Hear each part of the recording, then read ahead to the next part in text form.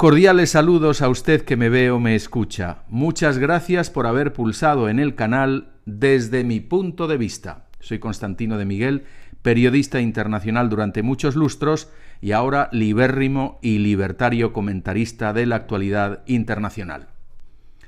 Pequeña derrota, o quizá pírrica victoria, según se vea, de Andrés Manuel López Obrador, AMLO, en las últimas elecciones mexicanas para elegir la Cámara Legislativa, gobernadores en casi la mitad de los estados mexicanos y unos 20.000 cargos locales. El discurso de AMLO, facilón, dirigido al ciudadano humilde de México, sigue teniendo adeptos porque se basa en la promesa de bienestar y justicia para el pueblo, aunque al pueblo no le llegue ni lo uno ni lo otro.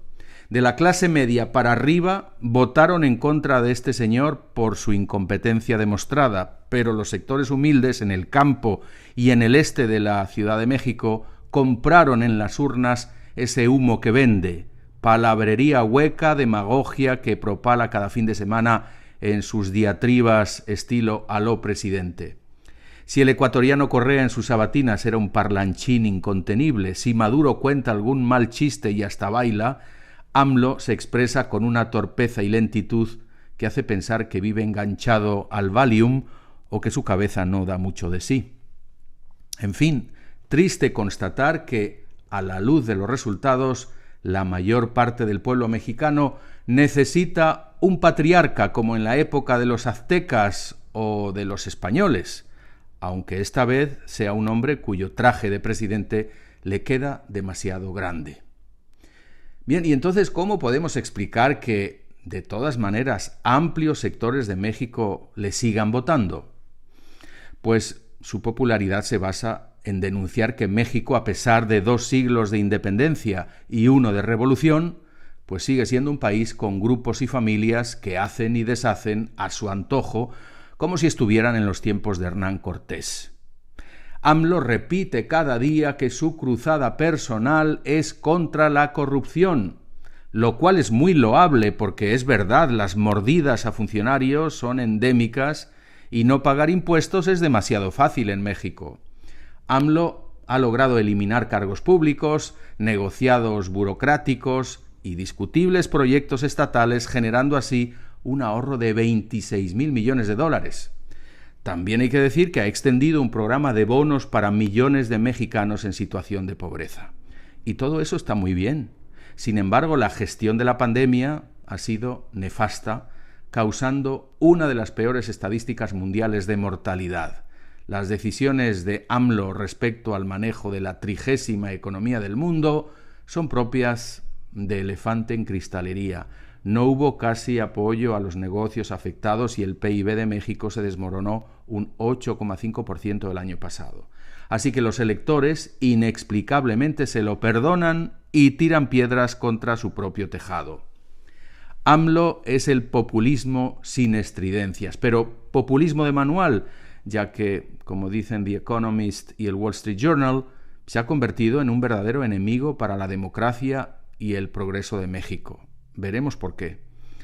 Lo curioso es que no hay maldad ni perversión, no hay indicios de corrupción y nadie puede atribuirle delitos de sangre. Andrés Manuel López Obrador, AMLO, el presidente de México, es sencillamente un hombre que es todo candor e ingenuidad. Su inocente y bondadosa mirada podría ser la de un obispo, cardenal o papa, pero es el máximo representante de ese país, tan lejos de Dios y tan cerca de los Estados Unidos. AMLO es el más excelso exponente mundial del buenismo, esa actitud de inocencia de la desorientada izquierda y también de la derecha cobarde, de dejar hacer, dejar pasar cualquier atropello a los derechos de la ciudadanía, por ejemplo, al conceder impunidad a ladrones y asesinos. Amplias zonas de México están en manos de los narcos que siembran el terror e imponen su ley. Pero dice AMLO, no es para tanto. Más abrazos y menos balas. Así que nunca les ha ido mejor a los grandes capos mexicanos. Tienen en México un santuario privilegiado con la bendición de su muy tolerante presidente que prefiere mirar a otro lado y repetir su cantinela de lo nefasto de las políticas neoliberales. Es el mantra hueco de la izquierda. lo mala que fue España con la conquista, aunque él mismo sea descendiente de migrantes españoles de Santander, y que lo español, para bien o para mal, es intrínseco y consustancial a lo mexicano. Caramba, no se puede escupir hacia arriba y menos si es familia, señor presidente. En su justo y necesario combate a la corrupción, AMLO pretende invadir y diluir la independencia del Poder Judicial. Podemos estar de acuerdo con AMLO en que la magistratura de México en verdad necesita reforma, pero no su reforma. O sea, no se trata de descafeinar o anular el poder de los jueces, sino de blindarlo frente a las tentaciones de soborno de narcos, empresarios y políticos. Lo que en verdad quiere AMLO, como todo socialista siglo XXI que se precie, es arrogarse también ese poder judicial, por ejemplo, para que pueda extender su mandato actual en otro sexenio más.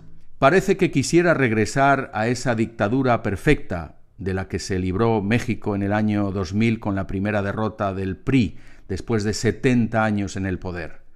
También ha querido atropellar la muy necesaria independencia del Banco Central, que hace que México sea, a pesar del narco, la corrupción y la desigualdad, una economía seria y bien manejada. AMLO quiere que el Banco Central sea más ético y social, y suena muy bonito, pero lo que quiere en realidad es que se fabriquen pesos mexicanos con la misma alegría que se fabrican los bolívares venezolanos. Menos mal que las instituciones mexicanas no se dejan achicopalar.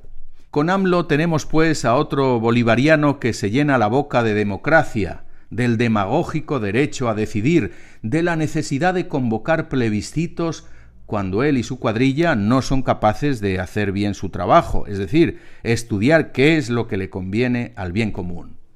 Así que mediante un referéndum, limitado a la población local, por cierto, abortó la multimillonaria y necesaria construcción del aeropuerto de México. De nada sirvieron los informes de los expertos, que por supuesto ni entiende ni quiere entender. Para nada le amedrentaron las billonarias multas que tendrá que pagar a empresas extranjeras que casi habían culminado la obra. AMLO viaja en avión en clase económica, lo cual es muy admirable para un mandatario hispanoamericano, pero como hemos visto, no le gustan los aeropuertos, prefiere las estaciones de tren, los ferrocarriles y las locomotoras, sobre todo las diésel, costosas, lentas y contaminantes.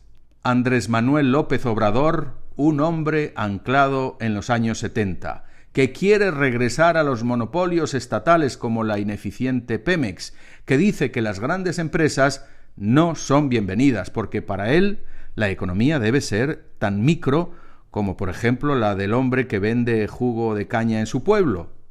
AMLO, hijo de tenderos, no tiene cuenta bancaria ni tarjeta de crédito. Definitivamente tiene una regresión a los años 70, cuando México era un país del tercer mundo. Hoy técnicamente ya no lo es, aunque tenga profundas desigualdades que debe resolver. Todas las estadísticas indican que es una economía diversificada e industrializada. Es el cuarto productor mundial de vehículos. AMLO seguirá siendo presidente de los Estados Unidos mexicanos hasta el año 2024. Por fortuna, su partido Morena ya no va a tener mayoría en el Congreso mexicano, con lo cual no podrá realizar lo que él califica grandilocuentemente de cuarta transformación. Es decir, después de la independencia de España, la reforma del siglo XIX y la revolución de inicios del XX. Esperamos que el señor presidente reconozca la señal que le ha dado el electorado de que no se puede dividir al país, no se pueden manipular las instituciones, no se debe trastocar el imperio de la ley o ignorar o suplantar los mecanismos de la economía de mercado.